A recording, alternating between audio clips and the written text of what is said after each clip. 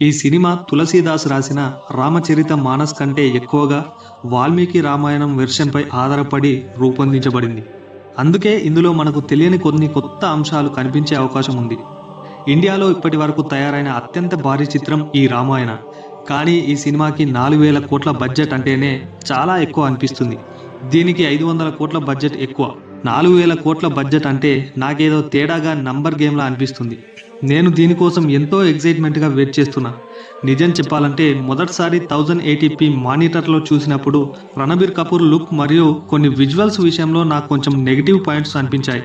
కానీ ఎప్పుడైతే అదే టీజర్ని 4K HDR మానిటర్లో చూశానో అప్పుడు అసలు మ్యాజిక్ అర్థమైంది.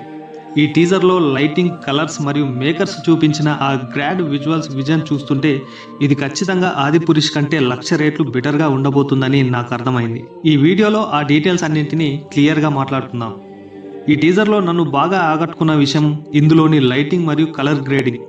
ప్రతి షాట్ ఒక వాల్ పేపర్లా అద్భుతంగా ఉంది. ముఖ్యంగా అయోధ్య సామ్రాజ్యాన్ని చూపించిన విధానం, ఆ రథం చక్రాల మీద ఉన్న చిన్న చిన్న డీటెయిలింగ్ చూస్తుంటే మేకర్స్ ఎంత శ్రద్ధ పెట్టి ఉంటారో అర్థమవుతుంది.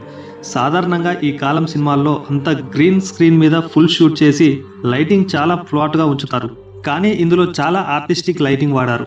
ఉదాహరణకు వనవాసానికి వెళ్లే ముందు ప్రజలను కలిసే షాట్లో కేవలం ఒక మంట వెలుగు ముగ్గురి మీద పడుతూ ఆ ఫ్రేమ్ని హైలైట్ చేసిన విధానం, టీజర్లో కనిపించే వింత ఆకారాలు, కుళ్ళిపోయినట్లు ఉన్న క్రియేచర్స్ వాల్మీకి రామాయణంలో వివరించబడిన ఫారెస్ట్ స్పిరిట్స్ అని విశ్లేషకులు భావిస్తున్నారు.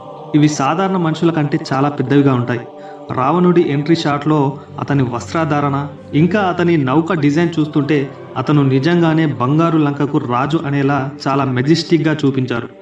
రావణుడి షిప్ కనిపించినప్పుడు వచ్చే సౌండ్ ఎఫెక్ట్స్ ఇంకా టీజర్ మొత్తం వినిపించే మ్యూజిక్ చాలా పవర్ఫుల్గా డిజైన్ చేశారు. ఇక పాత్రల విషయానికి వస్తే రణబీర్ కపూర్ నటనతో ఈ పాత్రను చాలా అద్భుతంగా పండిస్తారని టీజర్లోని కొన్ని ఎమోషనల్ షాట్స్ చూస్తేనే అర్థమవుతుంది. అలాగే యష్ పోషించిన రావణుడి పాత్ర ఎంట్రీ షాట్స్ చాలా గంభీరంగా ఉన్నాయి. అతని బంగారు లంక మరియు ఆ షిప్ డిజైన్ చూస్తుంటే మేకర్స్ విజన్ ఏంటో స్పష్టంగా తెలుస్తుంది. టీజర్లో వాడిన బ్యాక్గ్రౌండ్ మ్యూజిక్ ఇంకా సౌండ్ ఎఫెక్ట్స్ వింటుంటే ఒళ్ళు గగ్గురు పొడిచేలా ఉన్నాయి.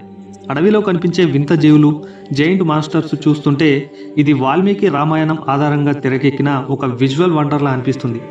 మొత్తానికి ఈ టీజర్ చూశాక నాకు అర్థమైంది ఒకటే, మేకర్స్ ప్రయారిటీస్ చాలా క్లియర్గా ఉన్నాయి. ఈ కథ కేవలం యాక్షన్ సీక్వెన్స్ల మీద మాత్రమే కాకుండా పాత్రల మధ్య ఉండే బలమైన భావోద్వేగాల మీద ఆధారపడి సాగుతుందని నాకు నమ్మకం కలిగింది. ముఖ్యంగా వనవాసానికి వెళ్ళేటప్పుడు రణబీర్ కపూర్ కళ్ళల్లో కనిపించే ఆ పెయిన్ చూస్తుంటే అతను ఆ పాత్రను అద్భుతంగా పండిస్తాడని అనిపిస్తుంది. అయితే చిన్న నెగిటివ్ పాయింట్ ఏంటంటే కొన్ని చోట్ల యాక్షన్ను మరీ కూల్గా చూపించే క్రమంలో అసలు కథకు మనం డిస్కనెక్ట్ అవుతామనే చిన్న అనుమానం ఉంది. ఏది ఏమైనా ఇది ఖచ్చితంగా ఐమాక్స్లో చూడాల్సిన సినిమా. ఇండియాలో మరిన్ని ట్రూ ఐమాక్స్ థియేటర్లు ఉంటే బాగుండేది. మార్కెటింగ్ పరంగా చూస్తే గ్లోబల్ సినిమా అని చెప్పి ఇప్పటి వరకు ఏమి చూపించలేదే అని చాలామంది ఫిర్యాదు ఉండేది. కానీ ఈ టీజర్తో వాళ్ళందరికీ గట్టిగా సమాధానం ఇచ్చారు. కానీ ఈ సినిమాకి 4,000 కోట్ల బడ్జెట్ అంటేనే చాలా ఎక్కువ అనిపిస్తుంది. రామాయణం అంటే మనలో ప్రతి ఒక్కరికి ఒక ప్రత్యేకమైన విజువల్ ఇమేజ్ ఉంటుంది. కాబట్టి మేకర్స్ విజన్ అందరికీ నచ్చకపోవచ్చు. కానీ నాకైతే ఈ విజువల్ స్టైల్ చాలా బాగా నచ్చింది. మరి మీకు ఈ టీజర్లో ఏది నచ్చింది? రణబీర్ లుక్ ఎలా అనిపించింది? కింద కామెంట్ సెక్షన్లో తెలియజేయండి.